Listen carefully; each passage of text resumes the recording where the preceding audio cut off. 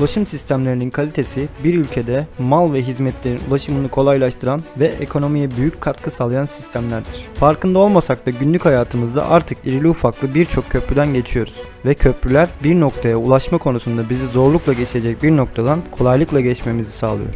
Listemize dünyada kendi alanında rekor kırmış köprülerle başlıyoruz. Dünyada kullanılan en eski köprü. Adana il merkezinde Seyhan Nehri üzerinde bulunan taş köprü dünyanın en eski köprüsü olarak bilinmektedir. Köprü yaklaşık 1640 yıllık bir tarihe sahip.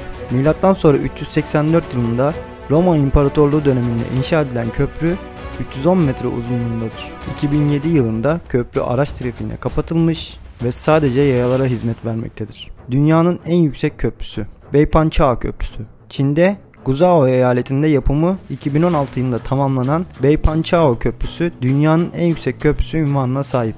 Uzunluğu 1341 metre olan köprü yerden 570 metre yükseklikte bulunuyor. Ülkenin güneybatısında inşa edilen köprü Yunan ile Guizhou bölgelerini birbirine bağlıyor. Dünyanın en uzun orta açıklıklı asma köprüsü. İki ayak arasındaki mesafesi en uzun asma köprü 2021 yılına kadar 1998 metrelik ayak açıklığı mesafesiyle Japonya'da bulunan Akashi Köprüsü'ndeydi. Çanakkale Boğazı'na yapılan 1915 Çanakkale Köprüsü 2023 metre orta açıklık mesafesiyle bu unvanı ele geçirdi. 1915 Çanakkale Köprüsü Çanakkale Boğazı'nın iki yakasını karayoluyla birbirine bağlıyor. Çanakkale Köprüsü ile ikinci sıraya gerileyen Akashi Köprüsü'nden sonra orta açıklığı en uzun diğer köprülerin üçüncüsü yine Türkiye'de İzmit Körfez geçişi için kullanılan 1550 metre orta açıklığa sahip Osman Gazi Köprüsü olurken 4. sırada İngiltere'deki 1410 metre ile Hamburg Köprüsü, 5. sırada ise İstanbul'da bulunan 1408 metre ayak açıklığına sahip Yavuz Sultan Selim Köprüsü yer alıyor.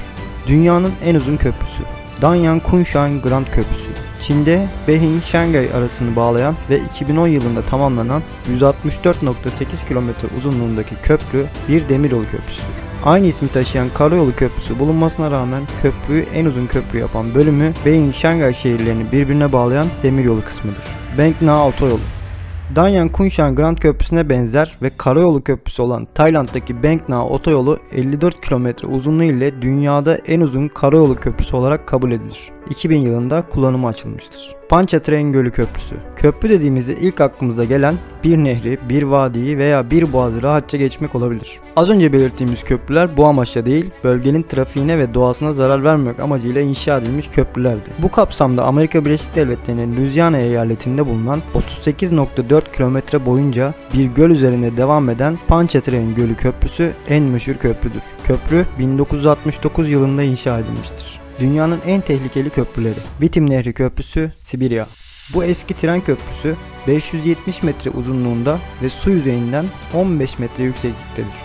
Korkuluğu yoktur ve genişliği ise bir arabanın zar zor geçebileceği kadardır. Trift Asma Köprüsü, İsviçre. Bern, İsviçre kantonunda yer alan Trift Yaya Köprüsü dünyanın en tehlikeli köprülerinden biridir. Ancak bir o kadar da muhteşem manzaraya sahip bir köprüdür. 170 metre uzunluğa ve 100 metre yüksekliğe sahiptir. Husayni Asma Köprüsü, Pakistan. Bu köprü dünyada açık ara geçmesi en zorlu yaya köprülerinden biridir. Hunza Nehri üzerinden yaya olarak geçmek amacıyla yapılan köprünün ilki aşırı sallantı, rüzgar ve nehrin taşması sonucu parçalanmış ancak halatlarının ve bazı tahta parçalarının yerinde kalması sonucu adrenalin tutkunları için uğrak yer haline gelmiştir. Dünyanın en meşhur köprüleri. Golden Gate Köprüsü. Amerika Birleşik Devletleri'nin Kaliforniya eyaletinde bulunan Golden Gate Köprüsü dünyanın en meşhur köprüleri arasındadır. Açıldığı yıl olan 1937'den 1964'e kadar dünyanın en uzun asma köprüsü unvanını elinde bulundurmuştur. The Framers'a göre dünyanın en çok fotoğraflanan köprüsü olan Golden Gate Köprüsü San Francisco'da San Francisco Körfezi ile Pasifik Okyanusu'nun arasında bulunur. Köprüyü birçok filmde zor altında kaldığı özel efekt sahneleriyle görebilirsiniz. Mostar Köprüsü, Bosna Hersek. Bosna Hersek'te 1992-95 yıllarında yaşanan savaşta Hırvat birliklerince yıkılan ancak savaşın ardından adeta küllerinden yeniden doğan tarihi Mostar Köprüsü asırlardır üstlendiği medeniyetleri birleştirme misyonuna bugün de devam ediyor. Mimar Sinan'ın talebesi Mimar Hayrettin tarafından 1566 yılında inşa edilen Mostar Köprüsü şehrin yerli ve yabancı turistler tarafından yoğun ilgi görmesinde başlıca sebep olarak gösteriliyor. Mostar Köprüsü iki yakasına uzanan eski Mostar şehri ile beraber 2005 yılında UNESCO'nun Dünya Miras Listesi'ne eklendi. Ponte Vecchio, İtalya. İtalya'nın Floransa şehrinde Arno Nehri üzerinde bulunan Ponte Vecchio Köprüsü 14. yüzyılda tamamlanmıştır. Köprünün üzerinde çok sayıda kuyumcu dükkanı bulunmaktadır. İstanbul Boğaz Köprüsü. Türkiye'de Avrupa ve Asya yakasını birbirine bağlayan ilk köprü olan, eski adıyla Boğaz Köprüsü olarak bilinen 15 Temmuz Şehitler Köprüsü dünyanın en meşhur köprülerinden biridir. 30 Ekim 1973 tarihinde trafiğe açılan köprü İstanbul Boğazı'nın simgesi haline gelmiştir. Magdeburg Su Köprüsü. Elbe-Havel kanalını Mittelland kanalına bağlayan ve gemilerin Elbe Nehri üzerinden geçmesine izin veren su köprüsü 918 metre uzunluğuyla dünyanın en uzun gezilebilir su kemeri ve taşımacılık hattını barındıran su köprüsüdür. Tower Köprüsü, İngiltere.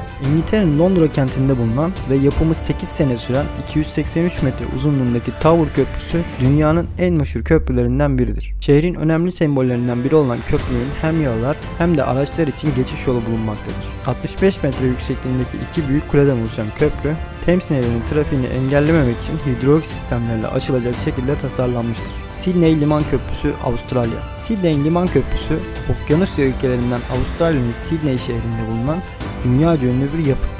Çelik konstrüksiyon olarak tasarlanmış olan Sydney Liman Köprüsü, sahip olduğu tarzla beraber üzerinden demir yolu, karayolu, bisiklet yolu ve yaya yolu geçmesi sebebiyle de oldukça eşsiz kabul edilir. 1932 yılında hizmete açılan köprü, o tarihten günümüze dek başarılı bir şekilde ayakta kalmış ve kısa bir sürede ülkenin en önemli sembollerinden birine dönüşmüştür. Dünyada gelişen teknoloji imkanları ve mimarlık ile günümüzde zorlu ulaşım noktaları köprüler ve tünellerle kolayca geçilecek hale geliyor. Listemizde bulunmayan ve bir başyapıt haline gelen birçok köprü bulunuyor. Bu köprülerden aklınıza gelenleri yorumlarda bizlerle paylaşmanızı bekliyoruz. Araştırma videolarının devamı için kanalıma abone olmayı ve videoyu beğendiyseniz beğen tuşuna basmayı unutmayın. Bir sonraki videoda görüşmek üzere, şimdilik hoşçakalın.